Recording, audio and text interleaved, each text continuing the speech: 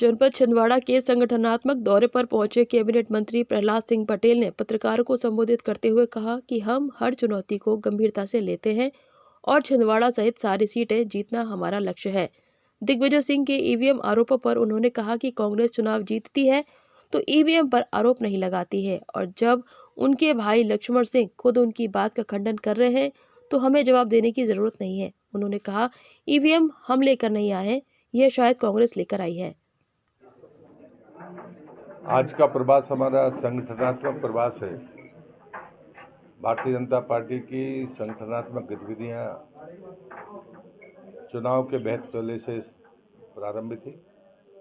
नई व्यवस्था में अभी क्लस्टर की जो जिम्मेदारियां हैं उसमें लोकसभा वार बैठकों का हमारा सिलसिला है।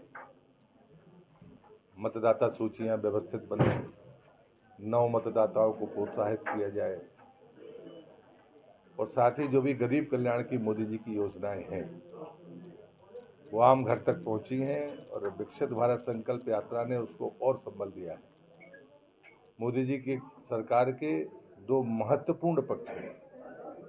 पहला है पारदर्शी प्रशासन, जिसने आप सबको भी बहुत रिलीफ दिया है और जो बीच में लोग ले लेते थे वो तमाम चीज़ें आज आम जरूरतमंद को सीधे पहुंच रही हैं।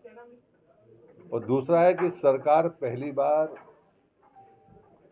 गांव में वापस गई कि केंद्रीय योजनाओं का लाभ जिसको नहीं मिला उन तमाम लोगों को एक बार फिर से पंजीबद्ध किया जाए।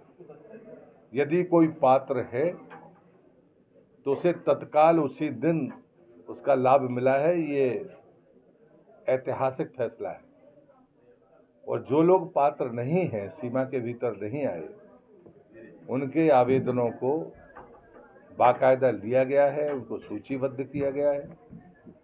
और यदि कोई त्रुटियां रह गई हैं, जैसे उदाहरण के लिए मैं एक बात जरूर कहूँगा कि आयुष्मान कार्ड वो 2011 के सेंसस के आधार पर मिलता है और 2021 का सेंसस अभी सामने नहीं आया, तो उस कारण से अगर वो गतिरोध है तो उनको बाकायदा बताया जाता है, लेकिन उनका आवेदन लिया जाता है।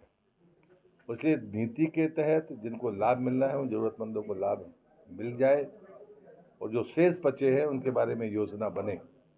उसी प्रकार से तीसरी बात जो अभी जनमन आवास योजना की है, कांग्रेस हमेशा दुष्प्रचार का माध्यम अपने आप को बनाती रहती है। अब जनमन योजना वास्तव में उन जनजातियों को जो बहुत अति पिछड़ी हैं, जिनको लाभ देने के बाद भी उनने अपने मकान नहीं बनाए, उसमें बैगा है, भारिया है और सहरिया है। तो बैगा परियोजना तो न जाने जरा कांग्रेस के मित्रों से मैं पूछना चाहता हूँ कितने वर्षों से चल रही है, लेकिन उनके मकान नहीं बन पाए, उनके यहाँ शौचालय नहीं बन पाए, क्योंकि उनकी जो जीवन जीने की तरीके हैं उसमें उन्होंने उस पैसे को कोई बहुत महत्व नहीं दिया। तो प्रधानमंत्री जी ने एक ड्राइव चलाया है कि हर हाल में हमें इन तीनों कम्युनिटियों को जो अति पिछड़ी है उनको हम मकान की सुविधा देंगे, शौचालय की सुविधा देंगे। और वो बड़ी संख्या में नहीं रहते, जैसे हमारे गौंड आदिवासी रहते हैं और वो समूह में रहते हैं, मेलजोल है, बाकी प्रवृत्तियां हैं।